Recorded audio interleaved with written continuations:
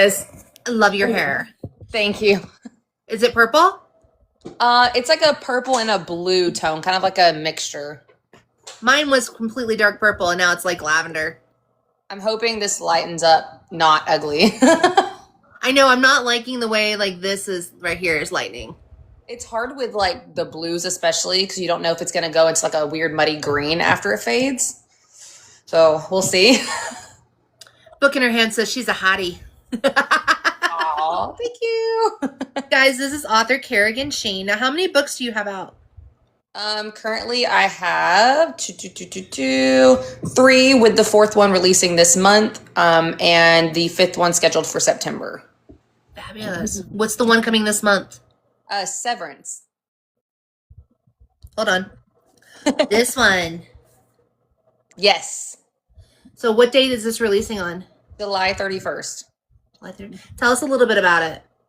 So Severance is an erotic horror. It is probably one I've been trying to keep as quiet as I can on the synopsis, just because a lot of people know me for my plot twist in the ends of the books. So basically kind of a little summary is, think Cabin in the Woods mixed with The Strangers. It's a married couple who go to a cabin in the middle of nowhere to get away from the city due to some issues that they're having.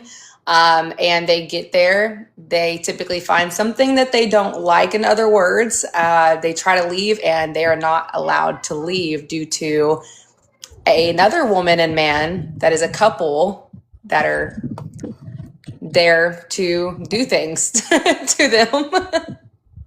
Wow.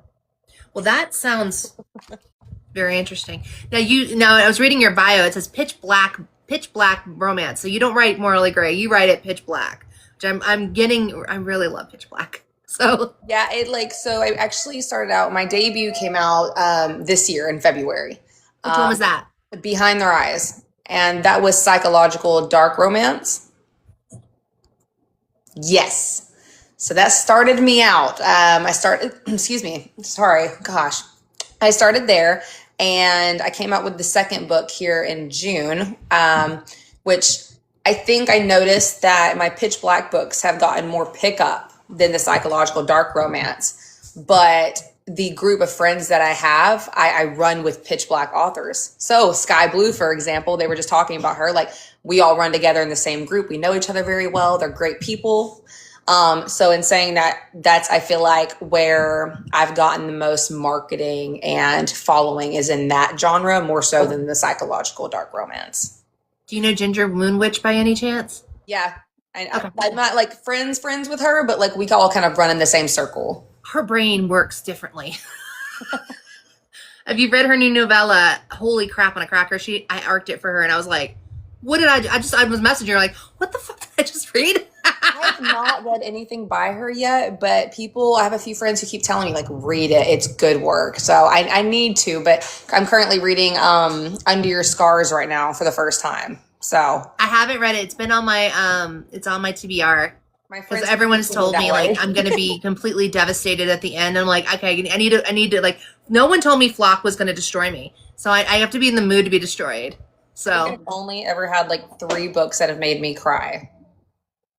And I think that was Tender is the Flesh. That was a really good one. Kiss of the Basilisk, second book, which I think is Between Two Kings, and then In You by S.K. Presley made me just weep. Christian Twisted Sister reviews say that's a really good book. Yeah, I've heard it's a good book, but I also heard like you need to be ready for it. So I'm not ready, girl. I'm not ready. I know where it's gonna go, just because it's very book talk famous. You hear things, but I'm curious if the author will do it differently, where it'll actually hit me in a different way. If that makes sense. As an author, you want to invoke that ocean. You need tissues. Thank you. That's why I'm not reading it. You want to invoke that emotion, and I'm sure the best thing someone can tell you is like, hey, this made me cry. It made me throw your book. Right. Like, how does that make you feel when someone tells you that? So thus far, I actually have a friend who's reading my Fickle Lark trilogy, which is the Behind Their Eyes and then In His Veins. Inheritance releases in September. She's very aware. She's kind of one of those people that she cries. She cries with books. And that one right there, she's not prepared for. Wow. Yeah, she's very scared of reading that book because of some things that she feels like is going to happen, and I think she's going to be pretty traumatized after reading it. Nadi says she's reading the Saving the Angel of Death books right now. So she's the one that's reading Sky Blue's books. Yeah, those I've heard are really great. I love Sky Blue. I need to eventually read those, but I have such a big TBR. It's never ending. I know. So I have like 800. I have 4 TBRs, and one of them is 800 books long. Like I keep adding to it. And I need to stop. I have like different ones where I have like audiobooks, Kindle books, and then physicals that I'm reading. Yeah. I do like while I have surgery. These are the books where I'm recovering from surgery. These are like the normal. And then one got like to be 200 books. I was like, that's too much. So I restarted it. And then now it's 800 books. And I'm like, Jesus Christ, I need to stop. I think my collection that I have at home, I have about between 800 and 900 books. And I think probably 90% of those have not been read yet. Oh my gosh. Hey, Celine, thank you. So you write erotic horror and you write dark romance. What is your favorite to write? I think that oh Lord, that's hard. I always, no matter whether it's the dark romance or the erotic horror, I write I say psychological plot twists with any of them. So I'd say probably recently it's been the erotic horror, just because when I did Overnight, I was kind of nervous of what people were going to say. Just because I had never written anything that was like, gore related, dark, things like that. And it got a really good turnaround. People loved it, and they were like, I love this. This is dark. This is definitely what I wanted. And it has a plot twist at the end, which most people don't expect with erotic horror, because generally erotic horror ends with, pretty much everybody gone at the end of the book. But mine, I like to do differently because I want to surprise people and not do what everybody else is doing. I try my best to be my own unique self and do it how I want to. And if people love that, that's amazing. If people don't, it's okay, because everybody kind of feels the way they do about books that they read. It's just kind of, what is that called? You kind of have your crowd on your stuff, and that's okay. But I would say, yeah, erotic horror recently has been my favorite. It's only because I did Overnight. In His Veins came out right after, but then now I'm back in erotic horror again with Severance. Celine, Overnight's the one she's talking about by Kerrigan Shane. She also has Severance, which is coming out. This one's out or not? It's coming out. July 31st. July 31st. Yes. Then Behind Their Eyes is out. This came out this year. Yes. And In His Veins is out, yes? Yes. So Behind Their Eyes released in February of this year. In His Veins came out in June. Overnight came out in April. And then Severance is this month. I always tell people, there's some people that go, oh, I really want to read Overnight. I'm like, well, are you used to that pitch black vibe? Or when she goes, I had someone say, well, I loved Haunting Adeline. I'm like, no. You need to go read my that's light. That is so light compared to what? Yeah. You just bought Overnight for Kendall. Thank you, Book in Her Hand. Thank you. I appreciate it. Celine, follow her. She's got a lot of great books. They're all on the Zon, guys. Zon, are they at BNN as well? The one that I have at BNN is Behind Their Eyes, but it is local to me. So Frisco, Texas is where I have that one. Terry, just keep writing. Whatever you write, there will be a reader for. Never doubt yourself. Thank you. Yes. Here is darker than, yes, it is darker than Haunting Adeline. Yes. Yes, it is very. When they say pitch black, just understand it's a completely different type of novel. When I started out with reading, I say dark romance, Haunting Adeline and 24/690 is what pushed me in that direction. So when that lady was like, well, I loved Haunting, I'm like, this is a different type of dark. This isn't just, some questionable areas. This is the whole entire thing is just questionable from the beginning. And you really have to prepare yourself for that type of concept, because if you go in thinking it's going to be like Haunting Adeline and just be like all romancy and just there's some stalking areas in it, you're going to be really in for like a treat. And I don't know if it's going to be a positive or negative one, depending on what you think. Yeah. Yes, you get to the point where you're like, because I've read 2 series where I'm like, the guys are just not redeemable. And then at the end, I end up loving them. And I'm like, I hate myself because I love these guys so much. And I'm like, how did I end up liking these characters? Like, yeah. You go into these specific erotic horrors with the mindset of, to me, in my opinion, no one's redeemable. And I think that you have to have a really, I'd say not a messed up head going into them, like, but you have to have a really open mind. Yes, that's it. That type of stuff, because it's very taboo and questionable in our society, right? Because these are mostly illegal things that are happening. And you just, I don't know, you have to really go in with an open mind and be okay with some things that are going to happen. Celine wants to know, is there blood and crime? In which specific ones? Are we talking Overnight? Naughty says she has 0 triggers. Girl, same. 0 triggers. That's I just have to like the writing. I downloaded Overnight on KU. There you go. Hey, thank you. I appreciate it. Yeah, I think I don't really typically have any triggers. I'm a mother myself, so I think the only thing with me is generally just like children stuff. I don't really like reading anything with that. I'm good with it being relative to the story, but I don't want to read anything that's graphic because like oh girl, I can't with that stuff. I'm a mother at heart and it just bothers me. But besides that, like anything else, I'm game. Celine, she wanted to know which title you were asking had blood and crime. Because she has In His Veins, Behind Their Eyes, Overnight, and then Severance is coming out. Nicole Ashley, I just said all the titles just now. Right in the same time. She's like, what is this? And you're like, all of these. Now, is Inheritance isn't out yet, though, right? It comes out in September. It comes out in September. Okay. Yes. So that is the final of that trilogy. And that's like dark. Is that Mafia as well? Correct. Yes. Okay. It is Mafia based, but I would say it's more dipped in Mafia. It's not the normal one where like, you hear about the Mafia dark romances and Mafia is a very big prevalent topic in it.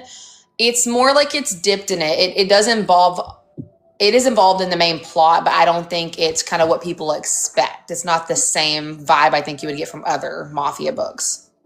If that makes sense. Wants to know, any of your books, is there crime or blood or crime? Well, obviously the Fickle Lark trilogy has a little crime because you got the Mafia aspect, right? Yes. So in the Fickle Lark trilogy, there is definitely crime involved with it. I can't necessarily spoil a specific thing, but that will definitely go hand in hand. Regarding the blood topic, I would definitely say that any of my erotic horrors are going to be very over the top. You think the Saw movies, for example, it's going to be like that. It's going to be pretty graphic. Majority of the time, though, in erotic horrors, it's worth it. It's deserved for the characters that typically go through the things that they do. I don't like doing bad things to good people. I feel like they have to deserve it. And I think in majority of my books thus far, except for the Fickle Lark, there's always some type of like cheater involved. So. Rona Appleton says, dipped in Mafia, well described. She likes that you said that. It's dipped in the genre. It's with Behind Their Eyes, it is about a mafia boss's daughter. So she is the main person of it. It does, like I said, what is the word I'm looking for? Yeah, it's dipped in it where her life surrounding is mafia, but it's not like we're seeing all of the inner workings of the mafia 24/7. It's just kind of, and I think honestly in the second book, so the second book is actually the prequel to the first book. But you still need to read the first book first just because it gives you that knowing of those characters. And then you go into the second one with the prequel having a better idea of this is why we need to go back. Kayla says her TBR just got longer, damn it. That's every day for me. Every day. It's bad. So where are you finding your inspiration? So I have been writing since I was about 15 or so.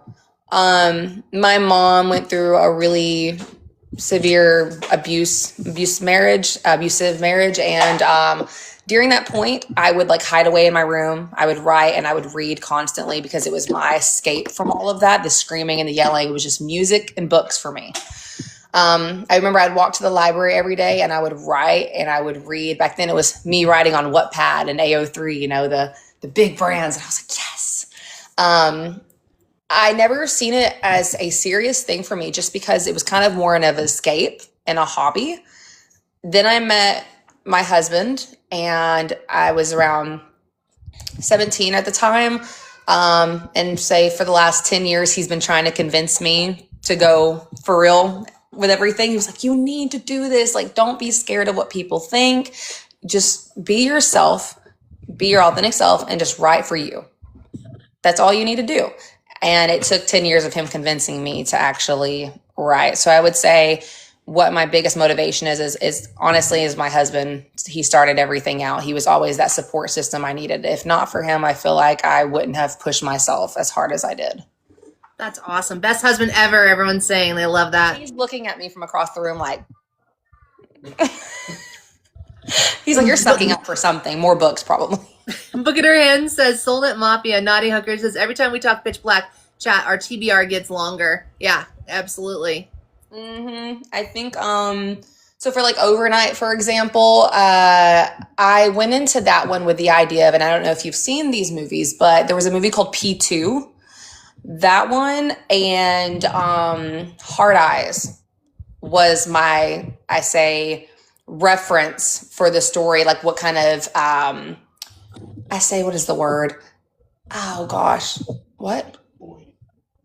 Well, yeah, duh. Sorry, my husband's over there telling me stuff. So it was he said hello. It was a mixture between P2, the movie The Boy, and Hard Eyes when I came up with the story. I loved a few different things. Hard Eyes was very much like rom-com. And then we had P2, which is based in an underground garage of a workplace where a woman gets kidnapped and is stuck in there over Christmas time. And it's just her and the security guard. And then, of course, we had The Boy, whose reference was to Dollface, which is the character in Overnight. His mask, I say not full vibe, but the mask, and similar to the vibe was, what is that? What is the word? Do you know what the word I'm thinking of? No. It's like, I say similar was when I pictured The Boy, Brams, which is Brams from The Boy, and his mask and the way he looked.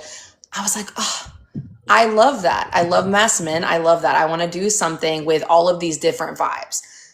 So I thought, okay, let's do forced proximity. Okay, Victoria, we start out in her workplace. She is on the 3rd floor and she gets stuck on the 3rd floor. Her key card doesn't work on the elevators, on the security door to go down the stairs, nothing. She's locked on that floor overnight, hence the name. She gets stuck overnight. And then we get introduced to Dollface within the 2nd chapter. He shows up like that, just crashes through the glass and he's there. And from there, it progresses a lot. Look at her hand. She's not stuck on the elevator. She can't get on the elevator. She's stuck on the 3rd floor. Yep, she's got space. Stuck on that 3rd floor. She goes back to her office space and she hopes for the best and says, I'm going to close my office door, put a chair up against it, and hope that no one comes in here to mess with me. And that by the beginning of the 2nd chapter, she doesn't think about the fact that her office windows on the hallway area are windows and can be just broken. They don't have to come through the door. So Celine says it's so more psychological dark. I'd say yes. I definitely think everybody needs to pay attention to the ending when they read Overnight. I definitely think it's very twisty, psychological, and it's different. I don't want to toot my own horn, but I think that this is the first time in erotic horror that this type of twist has been done. Oh, wow. 100%. Like I truly believe, and it's just because of something that's happened in my past that I referenced that to this plot twist. And it came to me last minute. I was writing Overnight and I was just like, I want a plot twist, but what do I want to do with it? I had 3 or 4 ideas and then I went, this is what I want to do. This is going to make people go, what? Like, and I want that for my readers. I want them to question everything and have a shock. And again, if they don't like it, then that's okay. But like, I really like it. A book in the hand says, "Go ahead and mess with my brain." That's 100% what all of my books will do. The Fickle Lark trilogy is definitely more on the lighter side. It is psychological dark romance, but we're thinking Haunting Adeline versus erotic horror, the pitch black side. So it's definitely more lighter toned, but still with a dark tone for just dark romance readers. And then, like I said, I picked it up when I did Overnight, and I definitely think it shocked some people because they were like, "This is totally different from Behind the Rise. This is a whole nother ball game. This is not the same." It's like, yeah, well, I told you guys going in it's gonna be questionable. So you've got the 2 coming out, the one this month, the one in September. What do you have coming out after that? What are you working on? So I have a book in, oh my gosh, sorry, my cat. I have a book coming out in February called Tradition. And it is based on, I say it's a dramatized adaptation, a fictional dramatized adaptation of something that's happened to me in my past. So we kind of think The Shallow River, H.D. Carlton, that was based on a similar situation that she went through in real life, but she went in and fictionalized it and dramatized it for a book adaptation. That is very similar to what I'm going to come out with in February is Tradition. I grew up in a Pentecostal cult as a child, and my family members were very much in belief that you keep it in the family, if you understand what I'm saying. So with that, I decided that I'm going to do this for me, and I'm about to dedicate this whole book to them, and it's going to be a pitch black taboo and be a dramatized adaptation of what I went through whenever I was a child and a teenager. Wow. That sounds, wow, girl. Yeah, it's going to be a fun ride because I think for me it's going to be healing. Again, it's going to be dramatized. It's going to be fictional. It's not going to be like a documentary or a real life scenario happening in this. It's not going to be an autobiography. Right, but it's going to be me telling my story in a way that I want to kind of heal that part of me, but also give fans something to make them question everything. That's awesome. when you got to release, like, if you want to come back on for that, like, DM me at the end of this. That's kind of where I'm starting to head book. I'm almost booking into there. Definitely, that would be awesome. Yeah, I'm super excited for that project because I think a lot of people, we have a pitch black group where we all chat. And these are a bunch of the authors, like I said, Sky Blue, Luna K. Wicked, F. King Hayes. There's a bunch of girls that I'm friends with, and these people are aware of what I've went through as a child and as a teen. And so they know what this is going to be about, what it's going to entail. And they're excited for this story because they're going like, this is not just, I say again, it's going to be fictional, but this is coming from a dark place within me that is coming to the light for people, and they know where this is coming from. They know what was done to me and other people. So it's just, I think all of my other books I love, but this one's going to be truly something from the heart and the soul that is just directly coming from me, and not just creative mindset. Celine, she's not making it autobiographical. She's basing it, but she's dramatizing. Like she's taking from her own life, but she's not. It's going to be all dramatized. It's not her. Then someone wants to know, do you have a street team or email sign-ups that they can do for you? So I did just have my street team signups, and I did release those names, I believe, a few days ago, but I will be taking applications again this fall.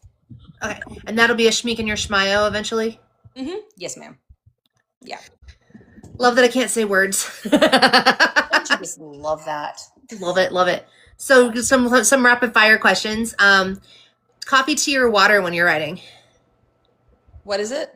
Coffee, tea, or water when you're writing? Tea. Tea. Love it. Yeah, I love tea. I'm my husband's a huge coffee person. I'm a big tea, so we never have to argue over our stuff. That's a good time. What are you snacking on while you're writing, or if you're not, or do you snack at all? I do snack. I've been on a weight loss journey since last year. I've lost 70 pounds. Congratulations. Thank you. So it's been, I had my last baby and I was like, I need to take a break. I need to stop snacking as much. But I'm kind of getting back into the zone where I'm comfortable enough to eat normal stuff again. So I'd probably say I like Madeleine cakes. And I think that's what they're called. Is it Madeleine cakes? Yeah, the Madeleines. Yep. Yes, I love those. And then I'd probably say jerky is my second go-to. That's good. That's good protein snack. Yeah, it's a lot healthier than snack cakes, but Right. Get some jerky and have a little cake as your reward because you did the jerky. it's bad because I'll sit there at night and I'll be writing and then I'll just be bored eating while I'm writing. So I have to be really careful with that one. When you're writing, is there music or is it silent? It generally depends. So if it's evening time when my kids are asleep, my husband will sit beside me. He'll play his board games, and sometimes we'll put a little bit of light music on. But if it's during the day and my kids are kind of doing their thing, I typically kind of try my best to write in silence, just because I don't really have much silence when they're doing their thing. Kids are loud. They are very loud.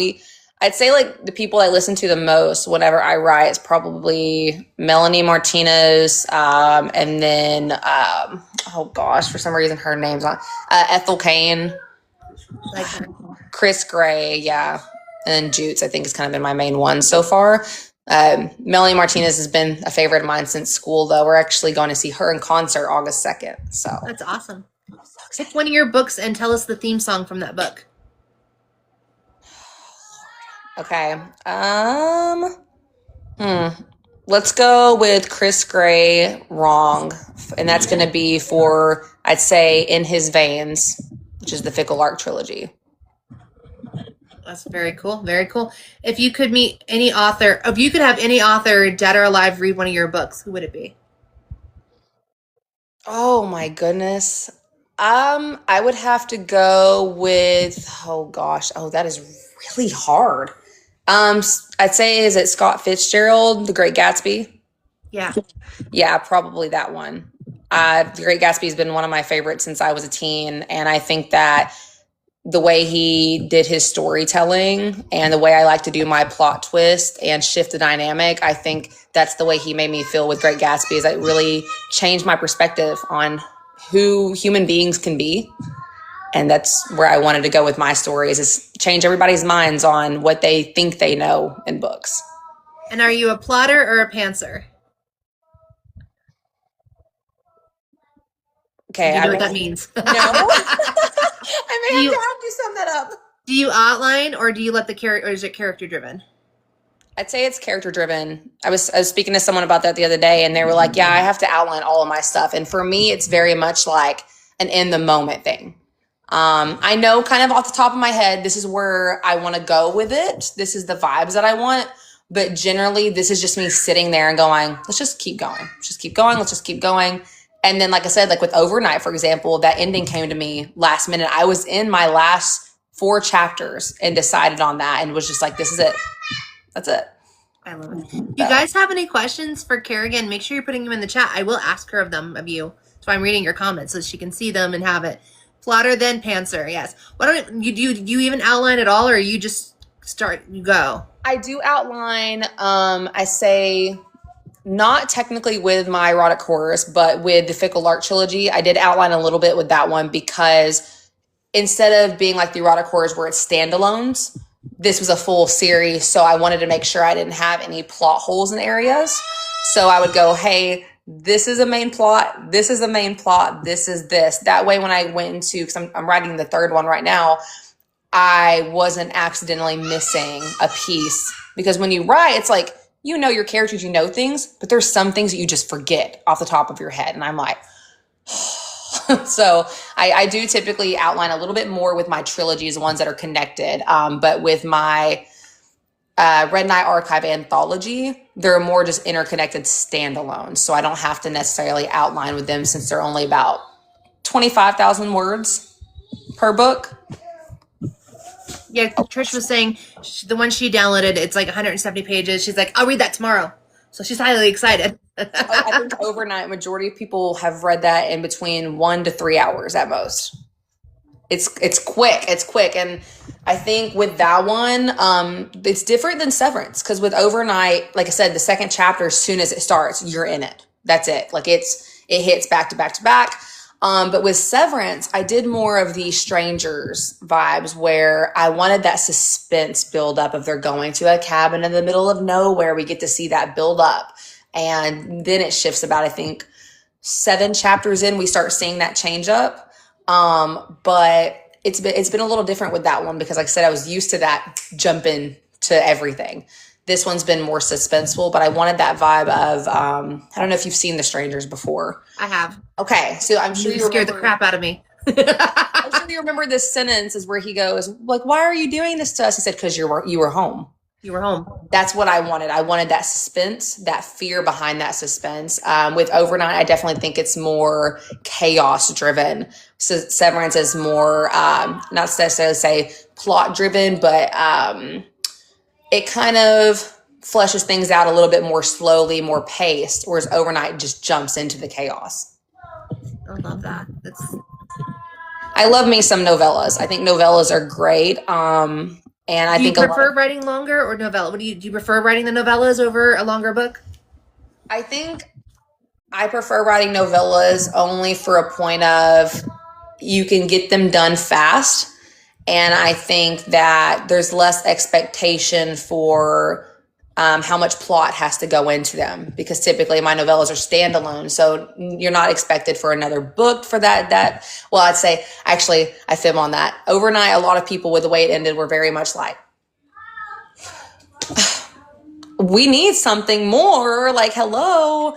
So I will say I'm up in the air on that one with Overnight, for example. I'm very up in the air on, do I want to continue this story? Again, without any spoilers, there is a way I could continue it. But that's still up in the air for me because I do also feel like I ended that where I felt comfortable. If that makes sense. You're done, but everyone wants more, and you're like, but it's over. Like, I'm done with that. I think I'm done for now on that one because I have a few more plans. So I had, like I said, Tradition comes out in February, but right after Tradition comes out, I have a book called Requital, which is a carnival-style erotic horror that comes out after that one. So I'm super excited about that because I love my carnival books. I said, I love Melanie Martinez, and she has a song called Carousel, and that really pushed me to do the carnival style horror. Nadi says, okay, I feel like Overnight needs to move up on my TBR.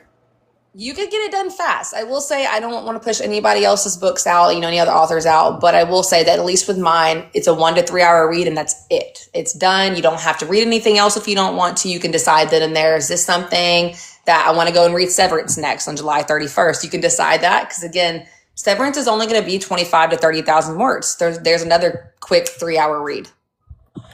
Nikki says she's got it on her TBR already. So. Oh, hi, Nikki. I know her. She's great. She's awesome. I love her. Super sweet. But yeah, I think that if anybody wants to start with my work, I would recommend, if you like the really, really dark stuff, Overnight and Severance. Like I said, with Severance coming out pretty quick. And they're really quick reads. But if you're wanting something plot-based, not necessarily on, I say, the lighter side, but not as dark as Overnight, I would do the Fickle Art trilogy just because there's a lot more plot and a lot more plot twist because it has more time for those plot twists. I love that. Guys, any questions before we let Kerrigan go? She's been so lovely. I'm mesmerized by her hair. Thank you. It's a mess because when I because I had this done, oh Lord, I think 2 weeks ago. Yeah, so you're still getting the purple under your nails, yeah. You can see it's like purple in my nails. And then when you're washing it, you're like getting the purple water and you're like, oh yeah. And I had purple water last night and I'm like, dude, it's been like 3 months. What's going on? My legs, the last time I showered, I thought like I had bruising. I got out and I looked. It was my dye that had run down my legs in the shower. I'm getting it redone. Like, I'm going to redo it one more time. And then I think my chat's having me do it a bright red after. So that would be pretty. Which will probably fade to a pink. So that should be pretty cool. I had red before, right before I did this. I had a bright, cherry colored tone. But I think me personally, for my skin tone, I like more of the purple. That's beautiful on you. Thank you. You came up and I was like, yes. I love that hair. Love that. Yeah. And I will comment on hair that I love that. Hey, Blue Winter, how are you? So, and I did also wanted to mention, so I know you had said earlier you liked my covers. That's all me. You do your own covers. I have a degree in graphic design, so I create all of my full wraps, covers, marketing. I do have art made for like my NSFW and things, But in regards to all of my covers and marketing, that's always my work. They're absolutely stunning. They're so stunning. Hey, Rolo. Guys, and if you see her covers, this is Overnight. Thank you, Blue Winter. Severance. This one comes out the end of this month on the 31st. Behind Their Eyes is one of hers. It's part of her trilogy. In His Veins. Inheritance comes out September, right? September. I don't have an official date yet just because I would hate to tell everybody it comes out this day and then I'm not quite ready. Nikki wants to know, how do you get them signed? So I do have them on my own personal. Is there a Schmink in your smile? Yes, I believe so. Yeah, perfect. Thank you. I literally wrote that down earlier because I was like, it's the first time I've ever heard of that.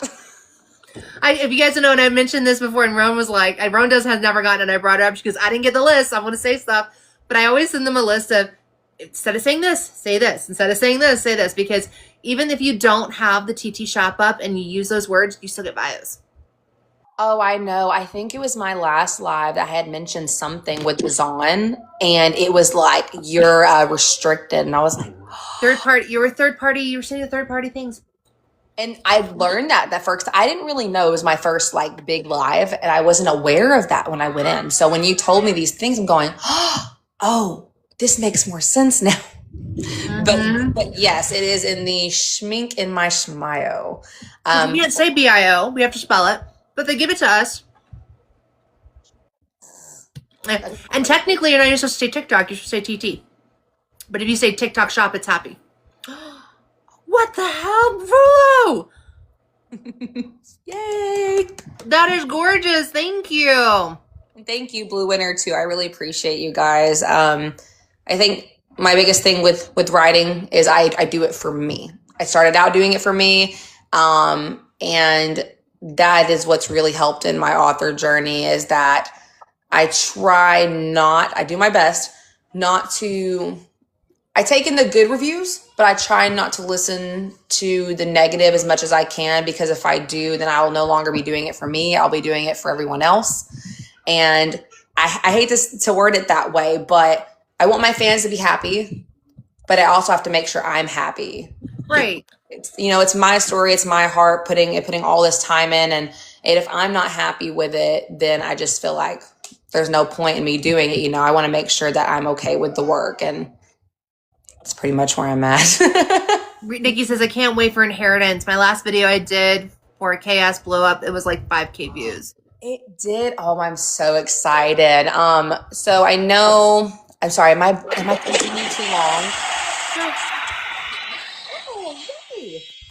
I let them go. Like, I try to hit that half-hour mark, and if we're having a good conversation, I let it go. I have had these last for like 2 hours before, because the author was just like, Roan, going on with it. Roan and KE, they get up in a box and we just go. So it's the trilogy for the Fickle Lark, Behind Their Eyes, is basically, it starts psychological from the beginning. It's not necessarily a spoiler because we find this out early. It's in chapter 2. It's pretty much very quick. Everly, which is the mafia boss's daughter, she goes in as I say a fake hostage. So a guy named Finnick, he basically is being tested on his loyalties to the mafia. They're not sure if he has what it takes. Is he willing to do the dark stuff and get down with the dirty? They don't know if he's willing to do what it takes. And if he can't do that, they don't want somebody in their group. They don't want somebody in their group that's not willing to do the bad things.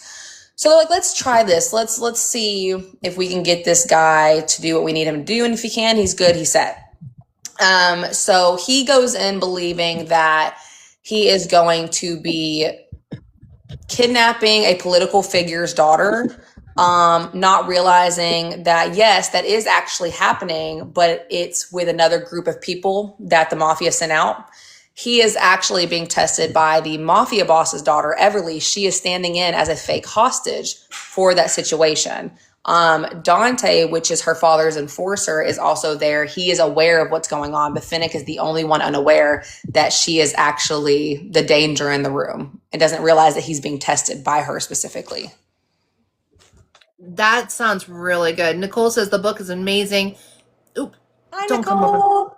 And Blue said, I downloaded your book on Zons KU. Thank you guys so much. I appreciate it. Like I said, I think always my favorite book is going to be Behind Their Eyes. And I think that's just because it was my debut and it was my confidence and everything with that book in my heart that just finally put that forth. So it's always going to be my book baby forever. It's going to be the first one that just like brought my love to writing. But I do think I have grown to truly love writing the really dark stuff too. I think I've felt, weirdly enough, less judged in the pitch black community that I'm in. I write all these things and I go, normal people, I say normal, would be very like, oh no, like this is too much. This is dark. Why would you say those things? Why would you write about those things? But being in the community that I'm in, everyone is so friendly and loving and so non-judgmental and open-minded.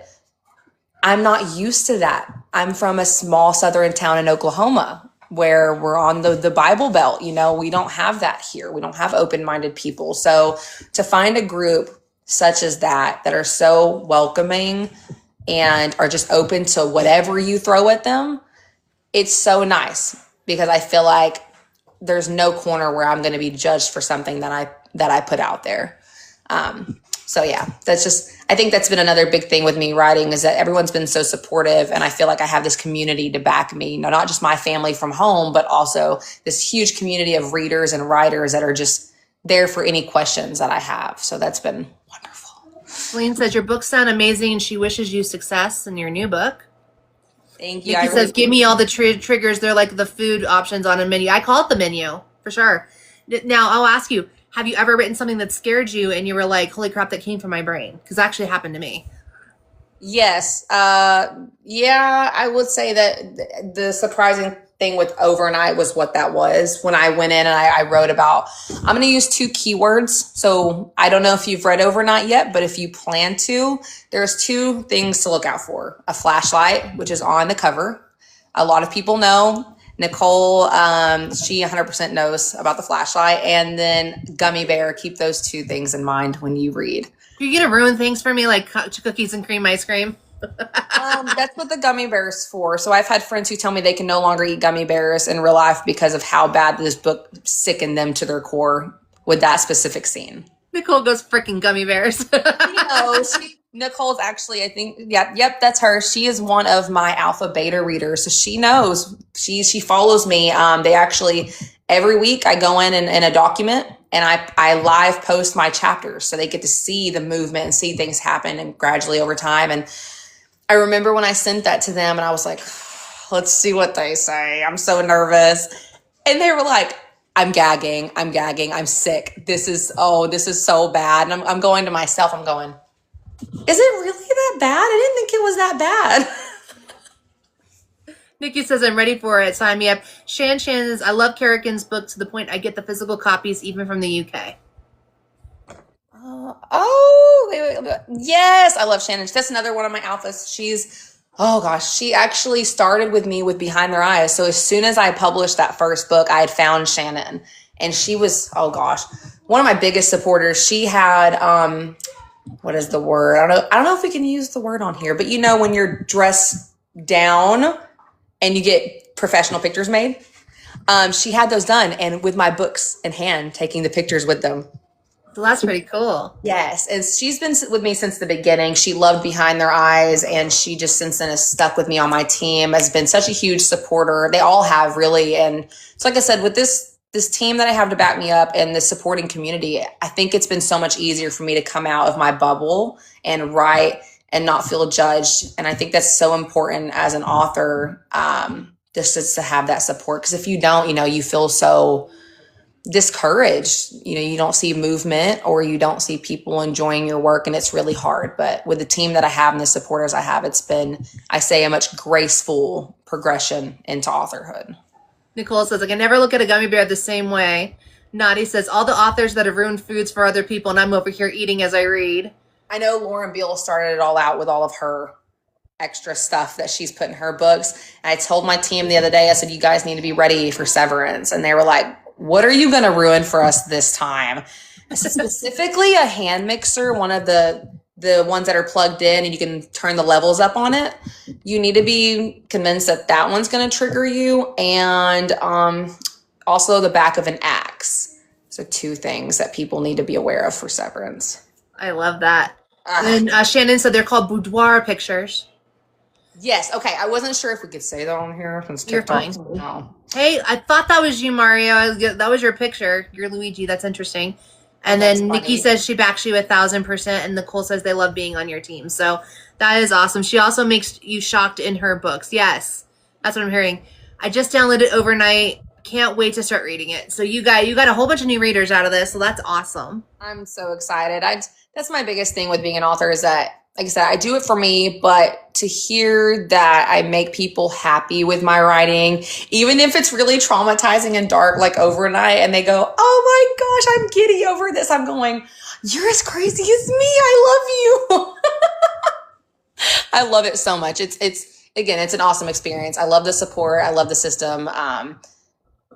You feel loved. You feel very loved. And that's, I think, the most important thing in our world is just to have that love and support and just kindness. I mean, in this dark, I say, genre that we write in, it's majority of the people that write in this genre have come through some stuff in their life. That's why they write in this genre. They've gone through traumatic experiences, and from my experiences in my life, that's where a lot of this darkness is put forth in these books. And like I said, with Tradition coming out, it's going to be a very sensitive thing for me to represent myself in this character. Again, it's not going to be the exact things that happen to me personally, but it's going to be fictionalized where I feel myself in her name is Kate. I'll feel myself in this character, Kate, and go, I feel healed.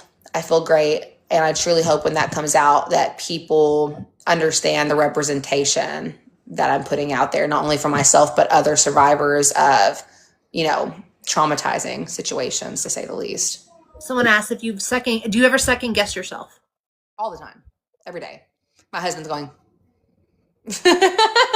he knows every single day I question and I go, should I just stop? Should I just stop writing? Like, I don't know if I'm that good. I don't, you get that imposter syndrome. Am I good enough? There's other amazing authors out there. Am I good enough to be on these lines with them? Are people going to notice me and like me as much as them? And I think something that I've had to realize is it's not a competition.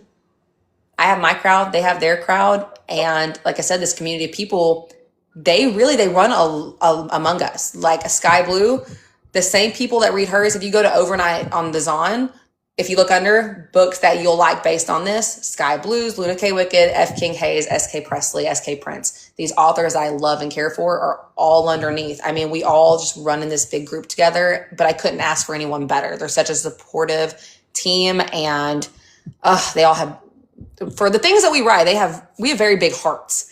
That's what's hilarious. We write very traumatizing, dark topics, but we are the most kind, and we're the type of people that would just tear off our shirt for someone that needed it, that truly needed it. And I think that's, truth be told, is what is funny, is that we just write such dark topics, but we are the most caring people you'll ever meet because we know what it's like to be put in these bad situations, and we would never wish it on anybody else.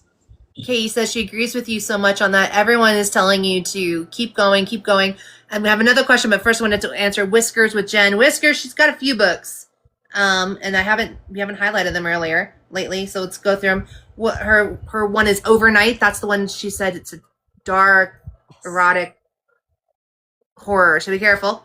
Then she's Severance comes out at the end of this month on the 31st. Then she has Behind Their Eyes, In His Veins as part of her Fickle Lark trilogy, and then Inheritance comes out in September. Yes. Yeah, and these ones are quick reads. Yep, they're like an hour and a half. It's very quick. It's a very quick read. Like I said, I love the novellas because you can, what is that called? You can hit them with a bang and be like, boom, okay, I'm done, going to the next one. Whereas with my trilogies, like I said, it's very plot based. So I have had to check myself and go, oh no, I forgot about this. I have to go and mention this. So I have to go back and just go through it again. But with the novellas, I think that's why I have such a love for them, is that you can really pack a punch and then you can go, I'm moving on to the next one. That's it. Any plans to put this on audio? So I am currently in talks with an audio company for Overnight. Wonderful. Yes, I'm super excited. This audio company is very, very well known in the audiobook world, especially in erotic horror and dark romance. So I'm super excited. I don't want to say anything yet, on brand or who I've chosen for narrators, but it is in talks and we are getting close to signing everything forward. So that's amazing. Who was that said that? Nicole said Behind Their Eyes was their first Mafia read and they don't regret it. So. Oh my gosh. Yeah. It's so funny too? I've never read a Mafia book in my life.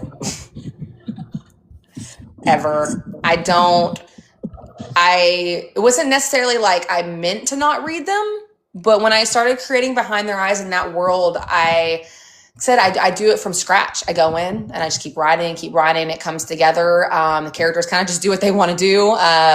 But in regards to that, since then, because I always want to stay true to my work, I try my best not to read other books that have a similar genre or feel to that area. So with Mafia, like that specifically, I don't read Mafia books because I never want to read something and go, oh, did I accidentally think that up for my book because of this book?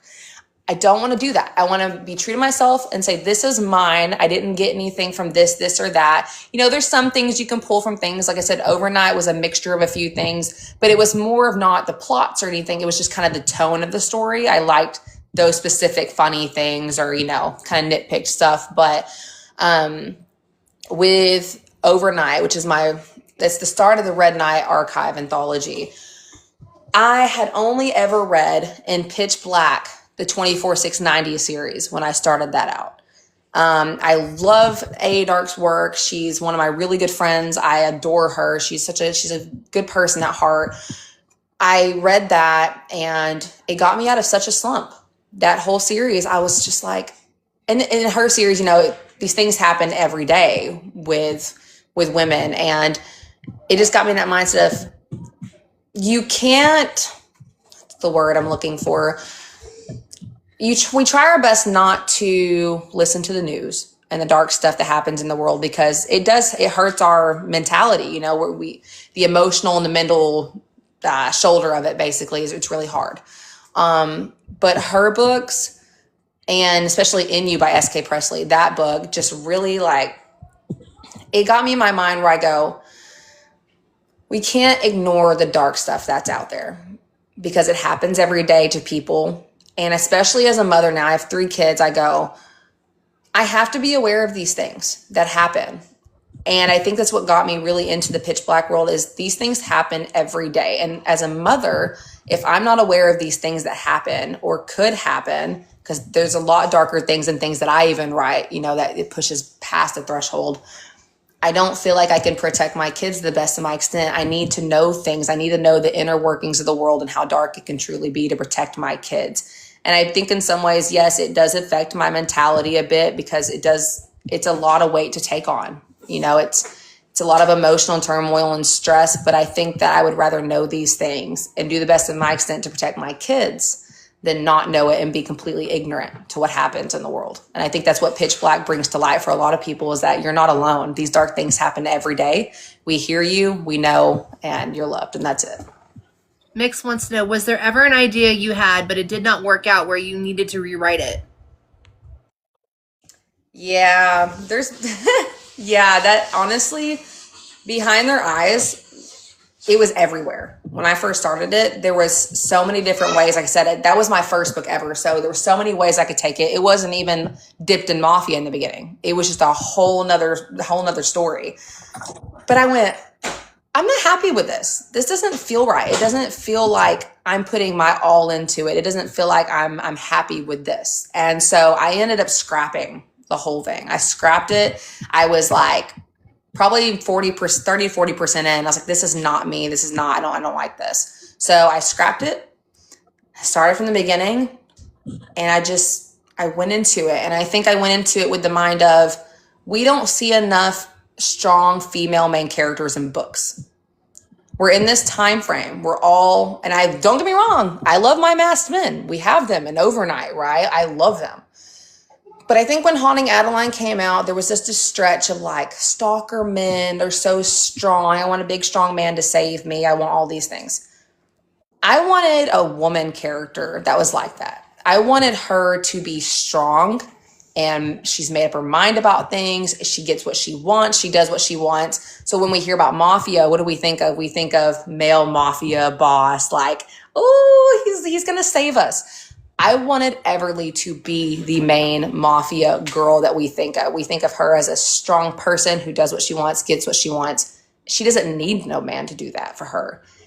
And I think for me, that was kind of a healing thing for me as a woman myself, as I was just like, as a woman, we want to do things, we want to be like, we're so strong and we can do these things, but we get so fearful. We stop ourselves from doing things that we wish we could put a foot forward and do it. With Everly writing her, it was like I was no longer fearful of that. It's like I can do whatever I want with this character and make her just so strong, set in her ways. This is why I am the way I am, and I don't have to make an apology for it. And I think as women, we always, especially myself, I always feel like I have to apologize for the way I am. Sorry, I talk too much. Sorry, I do this. Sorry, I do that. I'm very apologetic. And it's just because where I grew up, we had to apologize for everything. Sorry, I wore my top too low. Sorry, my shorts were too short. We couldn't dye our hair. We couldn't wear makeup. We couldn't cut our hair. Very strict, cult-like. For me, creating Everly, there is nothing to stop her. No one can tell her what to do. And that was very freeing for me to create a character that didn't follow anyone else's guidelines. She stuck true to who she was and what she wanted and didn't care about kind of the aftermath or anyone surrounding her. And I think for me, it speaks to me because I hope I can be that way and go, I'm a strong woman. I can do what I want. I can, just be who I am. But then there's that human part of me in the back that's like, you can't do that. You take a step back, calm down. I think that's like with writing Overnight and all those books, you go, there's such dark topics. I can write about all of this, but you can never do it in real life. We got to keep this fictional. Carrie says you never read Mafia, but did you ever see any TV shows or movies that were Mafia, like The Godfather and things like that? So there was a show. My husband had just reminded me the other day, and he goes, I think I get where you got the Mafia vibe. And I said, where did I get it from? I was like, I don't read anything like that. He said, we watched Animal Kingdom. I said, oh my word. And I thought Smurf's character, that's it. The character in that, though she was a red flag, she was such a strong woman and did what she wanted when she wanted, and she manipulated everybody around her in that show.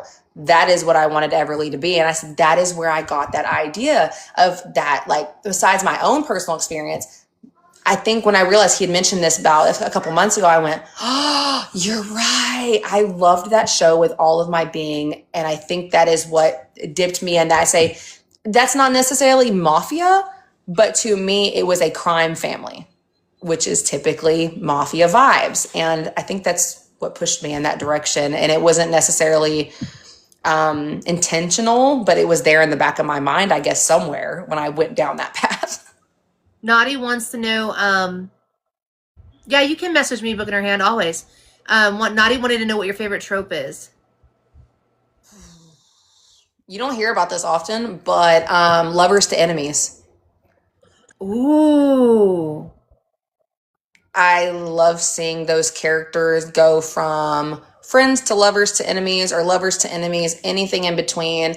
I like a traumatic story where you can no longer trust the person that you were obsessed with and that you loved. Now that's intriguing. It's so funny because I've been married for we're 11 years together, but 10 years this year of being married. And it's so funny because I have such an amazing husband. We have such a best friend dynamic. We love each other. We're so loyal. And then I'm over here writing books about betrayal every day. If you think about it, Ravenhood's kind of that way because they're like friends and then they become lovers and then they become enemies and then. So, I've never read those. They'll rip your heart out. Oh, wonderful. It's always something that's going to rip my heart out. And I didn't cry when like everyone's like, you cry at the end of Flock. No, I cried in the middle of I cried at the end of Exodus. Claire knows. She knows. Yeah, she's one of the people on my team. She's my PA, and how wonderful. She knows the ending of some of my books for the future, and she's very aware that I like to hurt the hope in people, where they hope this is going to be, please, like, oh, I love these people and I love this and I love that. And I'm like, I don't. No, I'm just kidding. But no, I kind of build that hope of like, hey, this person might survive. This person might end up with this person. And then I flip it on you. And I'm like, no. And it's not just a random flip for me in any of my books. You kind of see signs of things, but I like to confuse my readers and go, what is that word? Stockholm syndrome. I'm going to make you question everything, and I'm going to make you love this character. And I'm going to show you all these bad things this character has done, but you're still going to love them, even with everything bad that they've done. And you're going to hope for the best, but there's not going to be the best. Yeah. I just read a whole series. Mix just read it with me. Yeah. 100%. What did you read? It was Ginger Moon Witch's Deranged series. Oh, okay. That's the one that everyone was recommending. Yep. It's got like 6 pages of triggers menu, and it's insane. And you sit there and you're like, I shouldn't like this, but I can't put it down. I had someone read Overnight recently. I do my best not to do this, but I go and read my Goodreads reviews, even the 1 stars, even the 2 stars, and it might hurt my feelings, but I do it only because I want to better myself in writing. So if I see a review that's a 2 or 3 star and they explain things and give me advice, it's so helpful for me going forward. I can say, okay, like I can see where that could have been confusing. Let me do better on this on the next one and see if I might be able to clear some things up. It's really helpful for me to do that. It's funny, Nicole says, she's doing that to us right now. They know. Like I'm writing, so right now I'm writing Severance and Inheritance, and they see these every week. And well, recently I took a hiatus, but for the most part, they see them every week in the documents that I send on Google Docs. I'm like, here's Severance, here's Inheritance. They're reading through them and they're like, you're going to scar us, aren't you? And I'm like, yes. Inheritance is going to break you. Specifically, one of my readers, my alpha readers, Josie, my team knows. If Claire and Nicole and all of them are still in the group right now, they'll tell you, I mess with her every day. I send her messages of sad music with a specific like reference to Inheritance. And she'll just message me back and be like, I hate you. Yes, she does. Nikki, it was Ginger Moon Witch. Someone put it in the chat just in case you didn't see it. It's Ginger Moon Witch. Yeah, she loves it. She loves my books, but I feel bad because I like to gaslight her a lot. And she gets worried because she goes, what if you're telling me something that happens, but it doesn't actually happen and you're just gaslighting me into thinking that? I'm like, that's exactly what I'm doing. She loves to break us. I do. But and next, she's writing the next book. She is going to be writing it. So I talked to her about that. Like she left the Deranged series on a cliffhanger for a new series. That's where everyone got mad with book 2 in his veins. They got mad because again, it's a prequel. And book 2 ends where book 1 starts. And so, but the way I did it is, it really changes the way you feel about book 1. It changes a lot of things. And I didn't know for sure people were going to like it, because you go in thinking like, what if I don't do this right? Are these going to be confusing? Are they not going to understand where I'm going with the plot? There was some times I had to explain a little bit as I was writing, but then we kind of went back through it and figured it all out because my alpha beta readers are great. They're like, hey, I'm going to make a suggestion here for you. Like this might help to make readers less confused. But I do believe that's the one thing I'm still working on with myself is trying to write the books where, I understand them because I'm writing them. But on an outer perspective, I'm going, are they going to understand this? They don't know the plot. They don't know the endings. They don't know how this is all going to go. So I have to make sure that I look at it from an outer perspective. So like my PA, she's been helping me recently with, we'll get on FaceTime and she'll read my chapters out loud to me to see if I catch anything sounds weird. Do I want to shift this or change this? Excuse me. But, like I said, I've had a really great supportive team and a group of friends. And I couldn't be luckier to have that in the community that I'm in. I feel less alone, and I think that's been very helpful. So. I love that for you. That's awesome. They're so supportive of you in this chat. Like, that is just awesome, and that's what you need. They make me giddy. I'm like, people like me. Guys, again, go check out Kerrigan Shane. She's over on the Zon. Go grab her books up, put them on your TBRs, go download them. You're gonna want to go grab them up. I will also have, yes, Mix. Severance will be up in my Schmink and My Schmayo. I will have the ARC reading form up here in the next week and a half. So anybody, if you want to ARC Severance for her, go to the Schmink and her Schmayo. Make sure you're following her. Do all the things, guys. Kerrigan, you've been absolutely lovely, my girl. Thank you so much. I need to drop you because you made like 40 cents. So what is it? I'm so sorry. You made like 40 cents. Oh, it's okay. So let me drop you so you don't lose it and TikTok take us all. I know, right? That's your 40 cents. Girl, you can have it if you want it. I don't get to keep it. TikTok eats it. Oh. Yeah, so let's make sure you get it. That's what I'm trying to do. Yeah, because I had somebody come in, I had everyone in boxes, and everyone got gifted a dinosaur, so they made some money, and they dropped themselves, and nobody got the money. And TikTok was like, they ate it. You're telling me so many things that I didn't know, because I've been on TikTok for a long time, but I've never done like a bunch of lives or anything. So I'm learning more, and that is crazy. Yeah. So always make sure you drop your people if they make money. Thank you. I appreciate you having me too. It's been really great to talk to you. You're so sweet. Thank you. And when it's traditions, right? Traditions in February. Reach out to me now so we can book a time for you to come in for that. I would love to. That sounds great. Absolutely. Thank you.